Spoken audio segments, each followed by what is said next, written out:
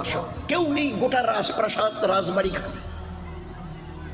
মিশরের বাদশার বিবি জুলেখা, ইউসুফ নবী তাকে ওই সময় ডেকেছে যে স্বামী ওই তারই হয়তো শিকারে গেছে, ফিরতে বহু সময় লাগবে, চলো দুজনে মিলি। তো বলছে আমি আল্লাহকে ভয় করি। ওই যে ইমান ব্রেক, না আমি কাছে এই জন্য করতে পারবো না, আমি আল্লাহকে ভয় করি। এই জন্য বলছি ইমান, এটাকে বুঝো, ইমান কাকে বলে। জবানে যেটা পড়ছে এটাকে ভিতরে ঢোকাও। এই জায়গায় ইমানের কলেমা লা ইলাহা ইল্লাল্লাহটা শুধু জবানে পড়ার জন্য নয়, এটাকে ভিতরে ঢোকাবার জন্য এইখানে যেন বসে।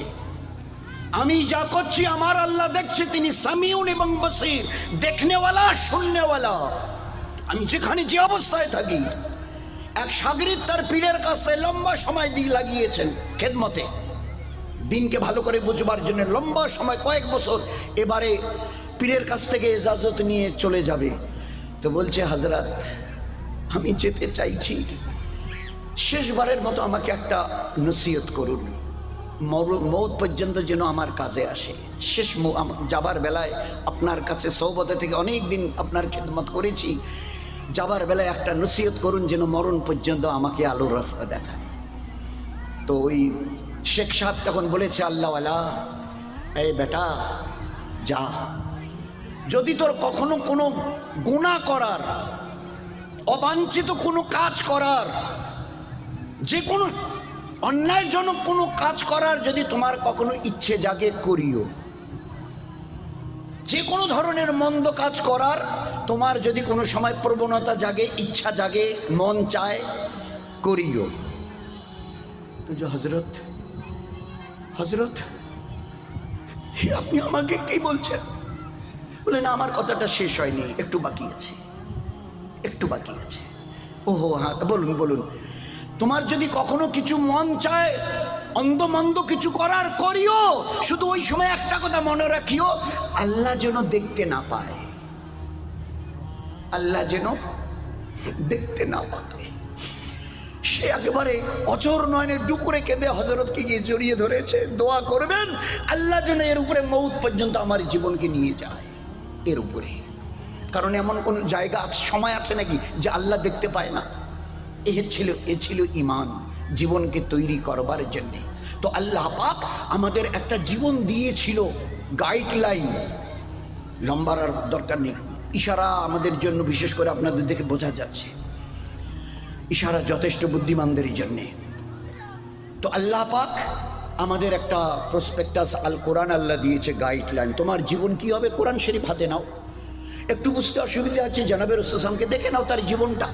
আচ্ছা নবীজিকে একটু বুঝতে, হাজারো হলে রসুল তো, নবী তো, তো লক্ষ সাহাবা এরা উম্মত, পুরুষরা, মেয়েরা, যুবকরা, যুবতীরা, এরা তো উম্মত উম্মতি, এদেরকে দেখো, এরাও তোমাদের মতো, এরা উম্মত উম্মতি, এদেরকে দেখে নাও।